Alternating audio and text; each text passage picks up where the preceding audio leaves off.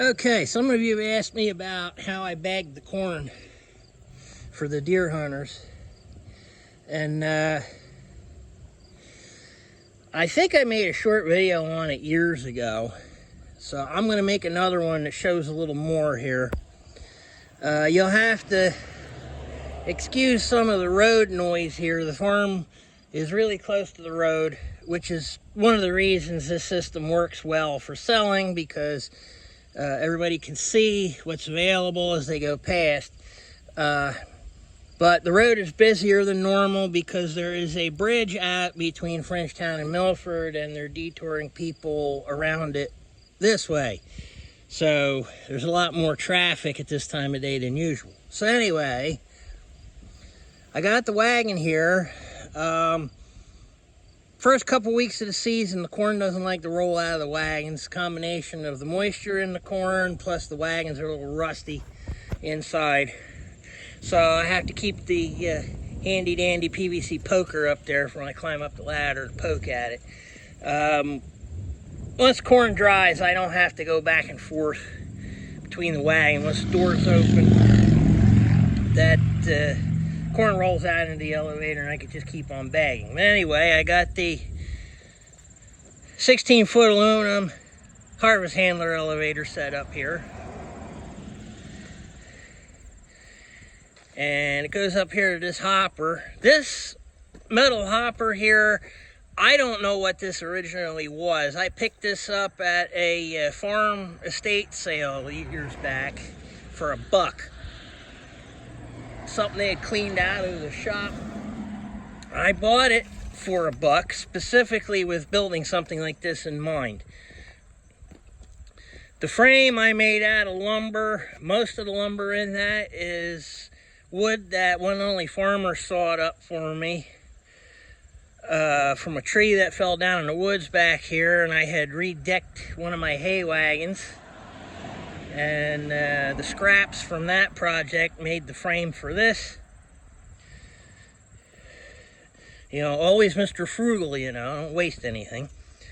And there's my foot pedal switch, which is connected to the motor, and it lets me shut the elevator off when the bag is full. Now we have all the same size bags. I fill them up all the same way, and I advertise them as 65 plus pounds because they're all at least 65 pounds. Sometimes they're 68 pounds, 67 pounds. It isn't as precise as I'd like it to be, but sometimes precision like that isn't worth the time and the cost when you're doing this kind of stuff. You know, I might be forced into it someday, I don't know. I'll burn that bridge when I come to it.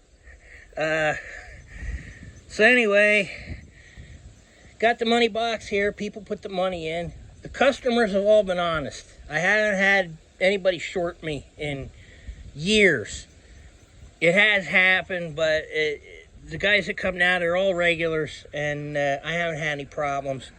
But I do have to keep the box locked up, and the way I have this chain down here, it makes it really hard to tamper with the box to try to pry it open. The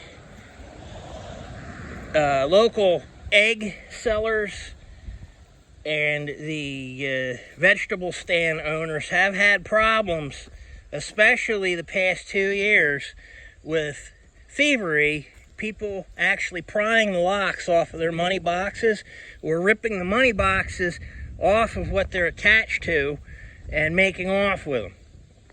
I haven't had that happen yet, and I hope I don't have to deal with it.